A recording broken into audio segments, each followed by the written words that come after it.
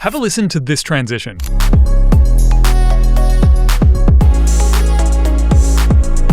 Now listen again.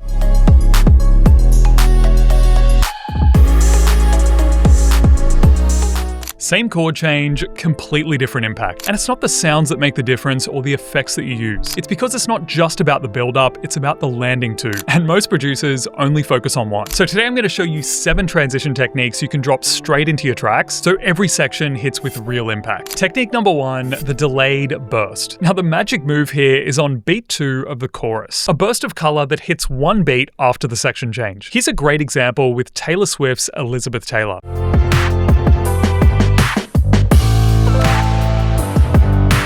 So as you can see, the transition isn't just one moment, it's a sequence. So to achieve this in your own track, strip to the bass on the last beat, run a snare fill, and then a delayed burst on beat 2 of the next bar.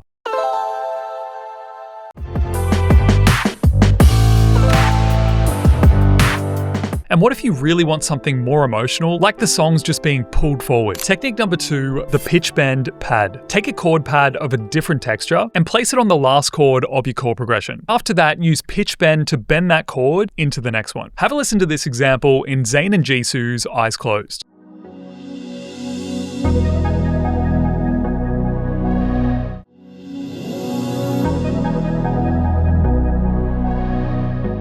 The pitch slides into a new chord rather than changing instantly. And again, that part of the song just feels weightless, like it's being pulled forward. To do this, add another synth underneath your pads and make sure the new sound is a completely different texture to what you're using. In something like Serum or any synth, ensure the octaves are set correctly and draw the pitch bend in a diagonal shape from left to right on that chord, layering multiple elements at once. Technique number 3, the beat 4 stack. So you actually heard this one in the intro with Tate McRae's It's Okay, I'm Okay. In this one, 3 things happen on beat 4 at the same time. So let's have a closer look at that example.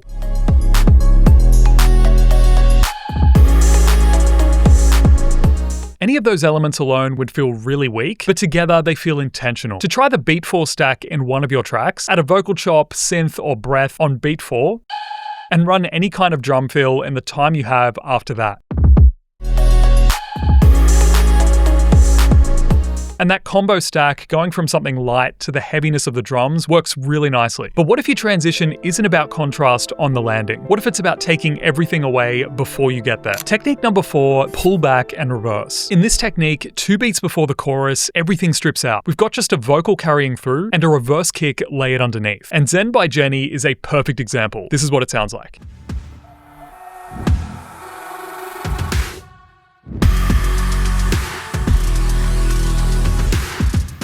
The silence here does more than any riser would. The reverse kick really fills that space and pushes it towards the chorus. And so just by contrast, beat 1 hits twice as hard because you essentially took everything away. So to try this in your own track, try stripping the arrangement bare for at least the last 2 to 4 beats. Let the snare hit on its own, just like it did in Zen, and layer a reverse kick right before beat 1 of the next section.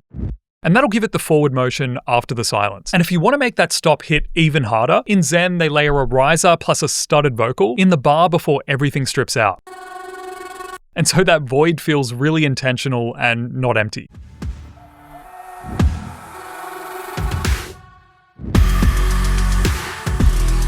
I actually recorded it with my own vocal initially, and that's where today's sponsor, Audemy, comes in. Audemy's an AI vocal platform that lets you record ideas and transform them into realistic vocal performances using a range of different singers. And while this doesn't replace working with real artists, it's incredibly useful for producers who want to test ideas quickly, add vocal harmonies, or create little ear candy vocal textures without having to dig through multiple sample packs. So for this track, I actually recorded the lead vocal into this exact mic setup, just my Apollo and SM7B, and ran it through Audemy. So before I run anything through Audemy, I'm first going to choose a vocalist. The room went sideways, I forgot where I began.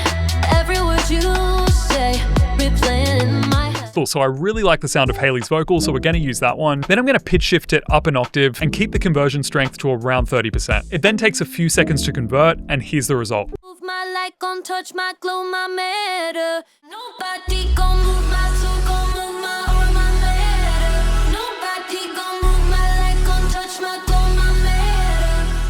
So really, really cool, and you can see just how useful this can be if you're a songwriter or producer and you just want to get your ideas down and fully flesh out those demos while you're in the flow. Especially if you're like me and singing isn't really your thing, this is a really cool way to articulate your ideas. So then if I want some backing vocals, maybe some doubles and harmonies, and let's just say my singer's left the studio and I really want these extra vocal takes to get a more lush sound. Instead of recording more takes, I can just build around it. For example, if I want a higher and lower octave, I can take this vocal and drag it into Automate. I've selected the Make Harmonies tab on the left, and I've then selected the key we're in, F major. Now the vocal's inside the platform so we can preview it. The way you hold me, hold me, hold me, hold me, hold me. And now that it's in, I can simply add voices after that. So let's say we want a lower octave. I click add voice, and maybe I'll click on the singer here just to select the same vocalist that I used initially. So I'm gonna pick Emilio, and we're gonna choose an octave below, so -1. And we're keeping the melody the same because we just want that lower octave. Next, I'm thinking I want a higher octave. So I'm gonna choose another voice. I'm gonna go to Emilio once again, and we're just gonna hit octave up. And right inside the platform, you can preview it there and then. The way you hold me, hold me, hold me, hold me, hold me. Now I'm gonna add some doubles. Maybe we'll try a different singer this time. When you taste my love.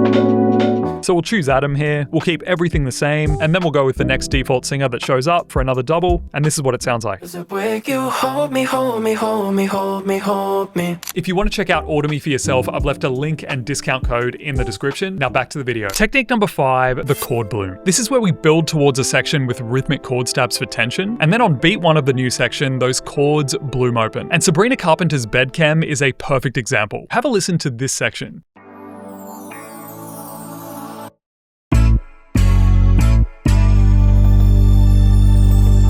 Same chords, but completely different texture as you enter that new section. And the cool thing is, the bloom only works because of the choppiness before it. To do something similar in your own track, take the end of your chord progression, perhaps the last 2 chords in a pre-chorus, and just play them short and choppy on the way into the chorus. And then just hold the first chord on beat 1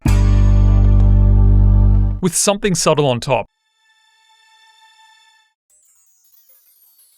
Strings, chimes, even vocal pads, whatever fits your track.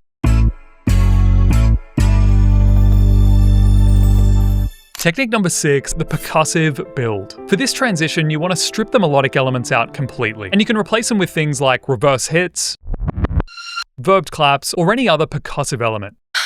You want to go for rhythmic, but still kind of strange and atmospheric. Here's a great example of this in Tate McRae's Dear God. Here it is before.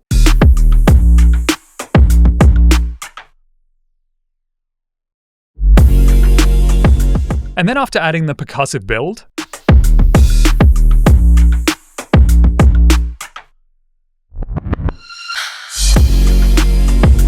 so there's no melody or anything happening here, but it still doesn't feel empty. And that contrast makes the chords hit twice as hard when the chords come back in. And to achieve this particular technique, you have to mute every melodic element and build a short percussive sequence, usually over 2 beats or so. And the absence of melody here makes the next section's melody land way harder. But what if a synth itself could do the transition for you, getting thinner and more open at the same time? Technique number 7, the dual filter lift. This is where we use 2 filter automations on a synth at the same time. The low pass cutoff opens, letting the brightness through, and then a high pass filter gradually cuts the lows. I'm going to show you an example of this using Tate McRae's Just Keep Watching. This is what it sounds like.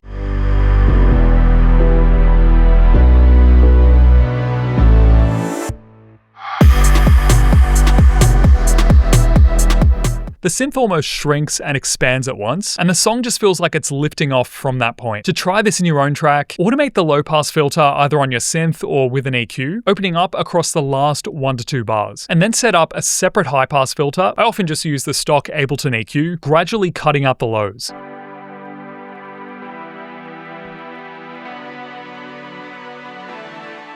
Also note that the lows coming back in on beat 1 of the next section hit way harder because we've gotten rid of them in the section before it. And with all transitions, the thing that makes them stand out is the contrast between that small section and the fullness of the next one. Thanks for watching, and if you want to go deeper and join us in Pop Producer OS, where we break down full production systems, do monthly calls, and I give direct feedback, you can hit the link below to join directly, or if you want more personal guidance, you can book a call below. And if you enjoyed this video, check out this one over here. I think you'll really enjoy it.